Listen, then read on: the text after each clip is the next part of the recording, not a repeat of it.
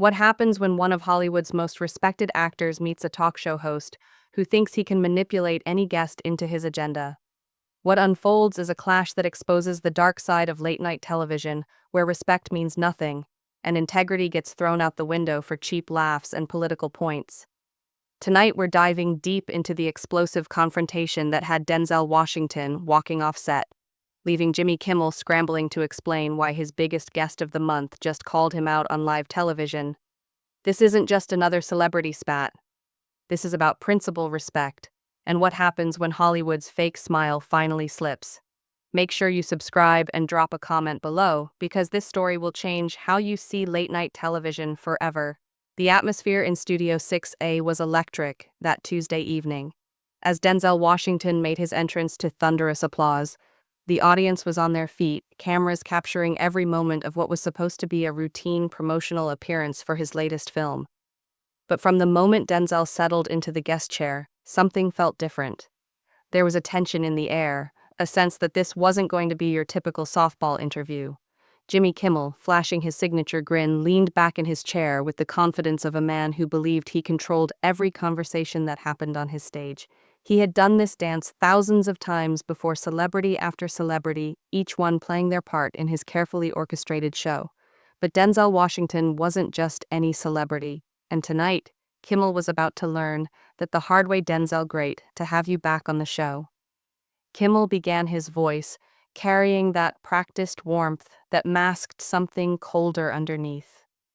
I was just telling my writers backstage that you're one of the few actors who actually makes me nervous to interview. Denzel raised an eyebrow, his posture straight and dignified. As always, nervous. That's interesting, Jimmy.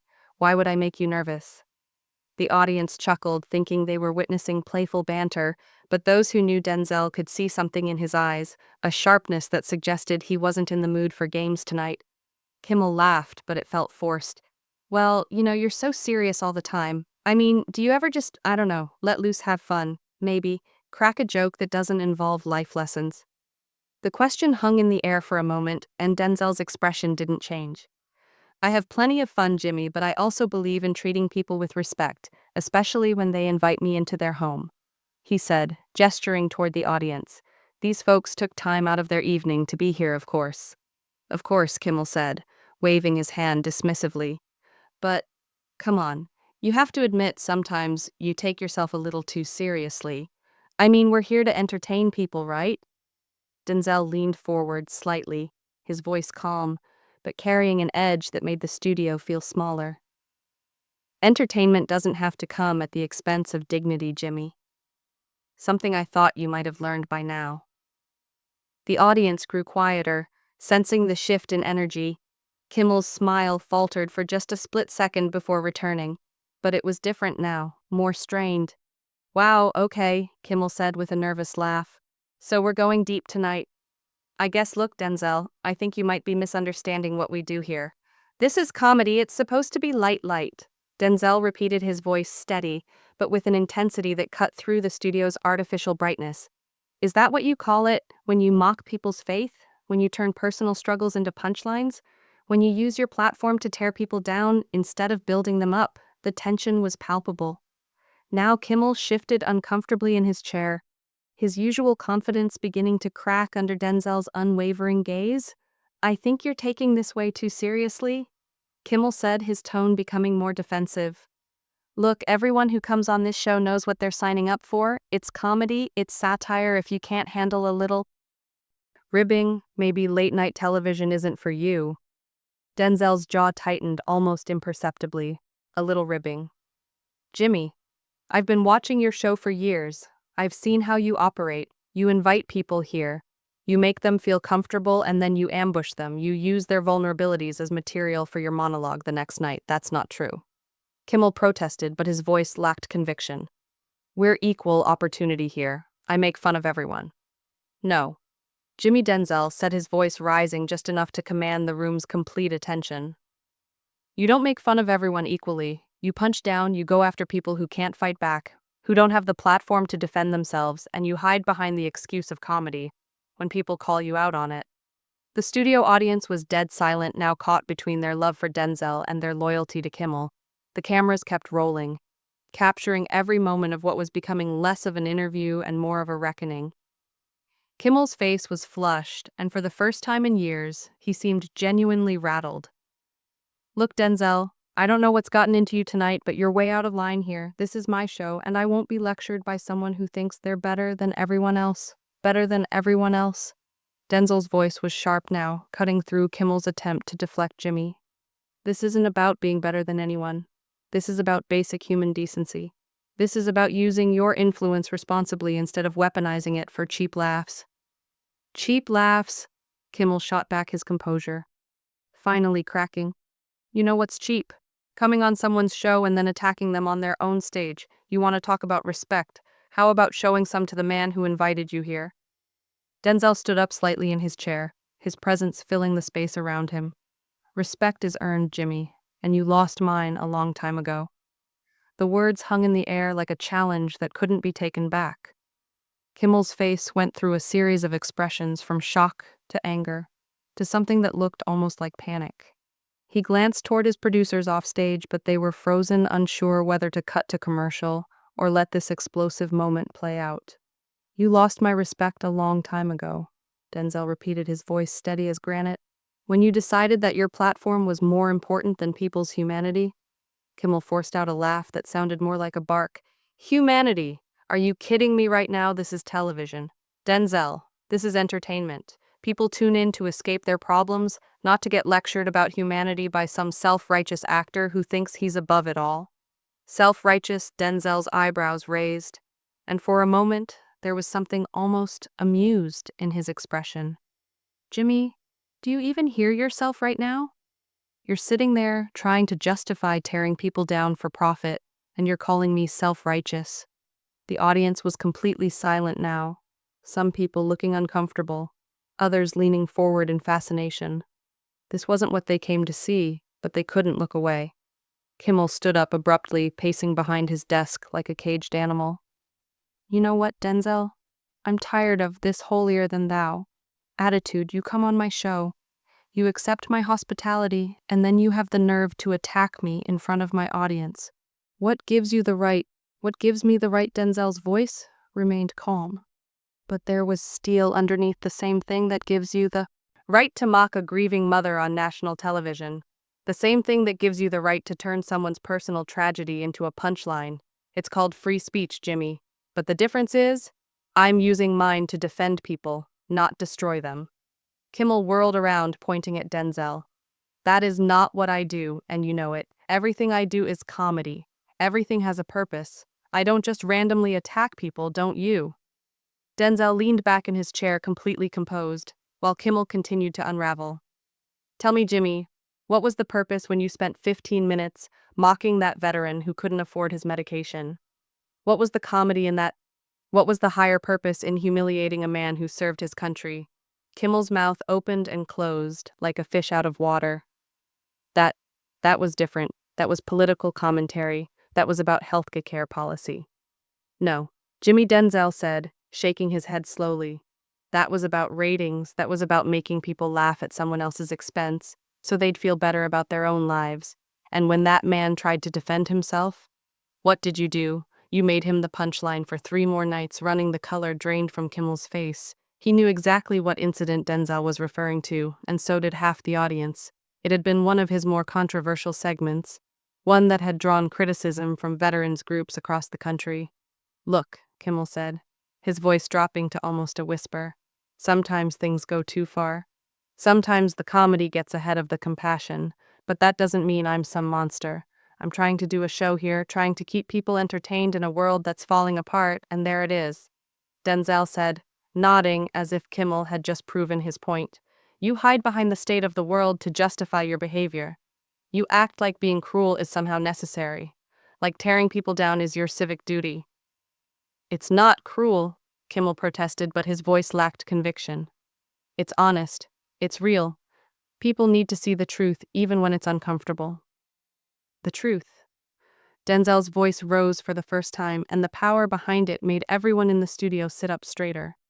"Jimmy, you wouldn't know the truth if it walked up and introduced itself. You live in a bubble of yes men and laugh tracks. You think, because people clap for you, that means you're right. Kimmel was sweating now, his carefully styled hair beginning to look disheveled. You don't know what you're talking about.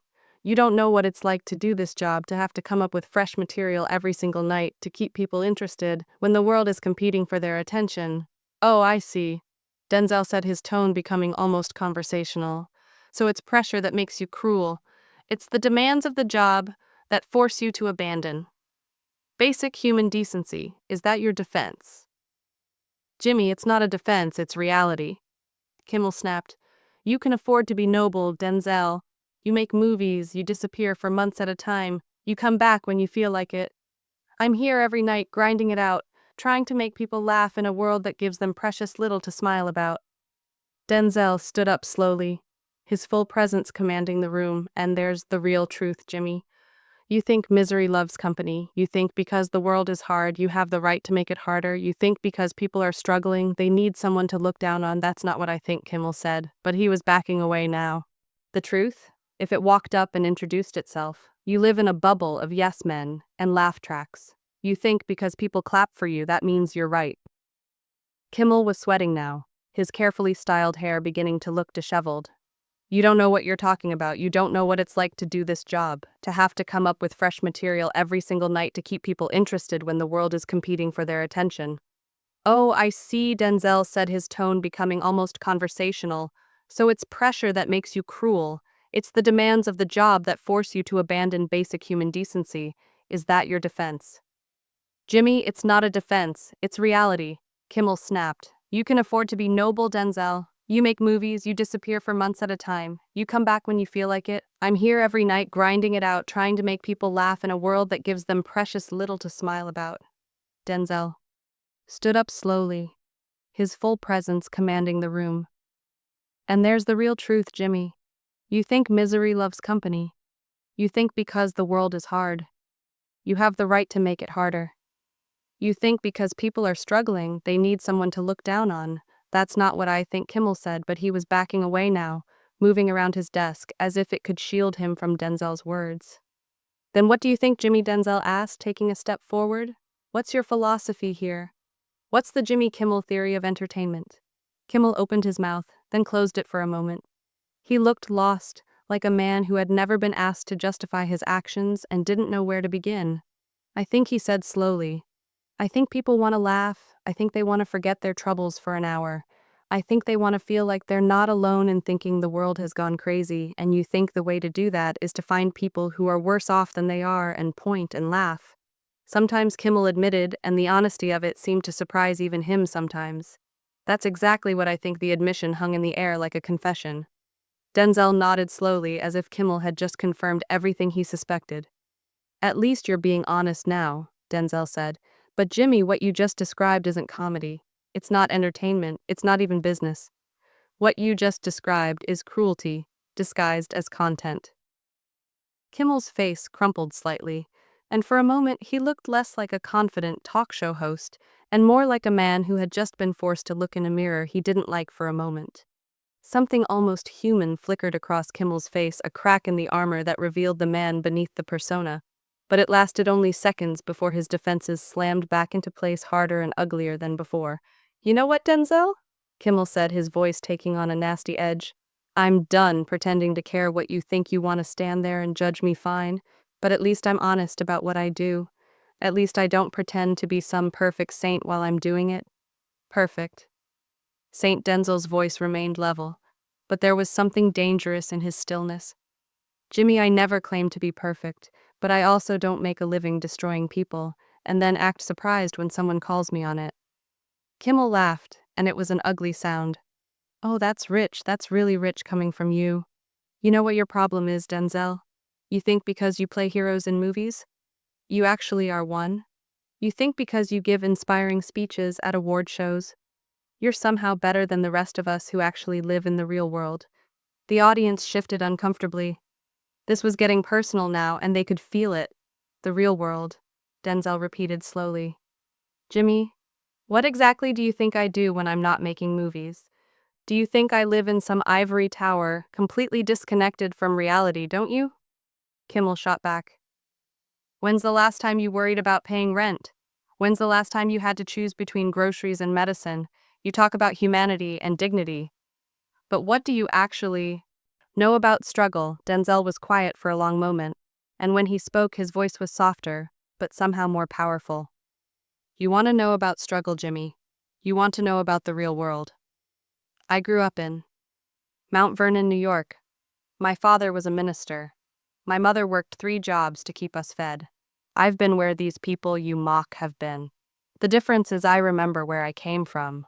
Oh, please, Kimmel said, rolling his eyes, the humble beginning speech. How original you made it. Denzel, you're rich. You're famous. You're beloved. Stop pretending you're still one of the common people. I'm not pretending anything, Denzel said, his voice rising slightly. But I also don't forget that success doesn't give me the right to look down on people who are still struggling. It gives me the responsibility to lift them up, lift them up. Kimmel's voice was mocking now. Is that what you call this? Coming on my show and trying to destroy my career? Is that your idea of lifting someone up, your career? Denzel shook his head. Jimmy, this isn't about your career. This is about your character. And if pointing out that you've lost your way somehow destroys your career, maybe that says more about your career than it does about me? Kimmel's face was red now, a vein pulsing visibly at his temple. You arrogant son of a, you think you can just waltz in here and lecture me about character? You think you can sit in judgment of me on my own show? Language. Jimmy. Denzel addressed him calmly. There are families watching families. Kimmel came close to shouting, You want to discuss families? How about the ones who depend on this show for livelihoods? How about the writers, the producers, the crew members who work on this show? What about their families? When your little crusade against morals drives them out of business? If your show cannot survive without cruelty, maybe it should not exist. Denzel delivered the words flatly. The impact was like a physical punch. He stepped back, his mouth opening and closing wordlessly across the studio. You could hear the sound of stunned shock from the audience. How dare you? Kimmel spoke in a hushed voice, his voice shaking with rage. How dare you just sit there and threaten the livelihood of innocent people just because you don't like my humor? I'm not threatening anyone's livelihood, Jimmy, Denzel said to him. I'm asking if maybe, just possibly, you could do better. Maybe you could use your platform for building people up instead of tearing them down. Maybe you could find humor that doesn't depend on human suffering as its source. Human suffering. Kimmel's voice broke. It's comedy, Denzel. It's jokes. It's not life or death, isn't it? Denzel leaned forward. Tell that to the families you've mocked. Tell that to the people whose worst moments you've made comedy. Tell that to the children who get bullied at school because you made their parents' struggles funny fodder. Kimmel was trembling now, whether from rage or something else. It was hard to tell. You don't get to do this. You don't get to come on my show and derail everything I've constructed. I'm not derailing anything, Jimmy. Denzel said, rising to his feet. Now I'm simply holding up a mirror. If you don't like what you see, that is not my problem. Get out, Kimmel said suddenly, his voice barely above a whisper. Get off my stage. What did you say? Denzel questioned, though everyone heard it loud and clear. I said get out, screamed Kimmel, pointing to the door. Get off my stage, get out of my studio, and never come back. The studio was hushed with the silence of a tomb. Even the cameras seemed to hold their breath. Denzel looked at Kimmel for a long while, then nodded slowly. You know what, Jimmy? I think that's the first honest thing you've said all evening. Denzel began to unclip his microphone, his movements slow and regal. But before I go, I want to say something to your audience. He addressed the crowd, his presence filling space in spite of Kimmel's efforts to belittle him. You deserve better than this. You deserve entertainment that brings out the best in you, that brings out the best in humanity. Not the worst. You deserve to be able to laugh without someone else having to cry. Security! Kimmel weakly shouted, but his voice carried no weight. Denzel placed his hands on his microphone and straightened his jacket. Jimmy, I hope one day you remember why you wanted to make people laugh in the first place. I hope you remember that there is a difference between being funny and being cruel. Just go. Kimmel slumped over into his chair, looking like a deflated balloon. Denzel walked towards the exit, his head held high, his stride proud as he came to the end of the stage. He turned back for one final look. "One more thing, Jimmy," he said, his voice ringing clearly through the dead studio. "The next time you want to mock a man's struggle, remember this moment. Remember how it felt to be called out for who you really are, and ask yourself if that's the man you want to be with." That Denzel Washington left the Jimmy Kimmel live stage behind a host who looked smaller and more pathetic than anyone had ever seen him. The audience sat in stunned silence, wondering whether to applaud or simply process what had been witnessed. Kimmel sat behind his desk, staring at the empty guest chair, the weight of Denzel's words settling over him like a shroud. For the first time in years, he had nothing funny to say. What you just witnessed was more than just a celebrity beef. It was a masterclass in dignity, integrity, and doing the right thing. Even when it's hard. Denzel Washington didn't just leave that stage, he walked away with his principles still holding strong, something which is getting rarer and rarer in Hollywood. If this story opened your eyes to what really goes down behind the scenes of late-night TV, make sure you subscribe and hit that notification bell, drop a comment below, and let me know. Do you think more celebrities should call out hosts like Jimmy Kimmel when they cross the line, or should they just play the game and keep quiet?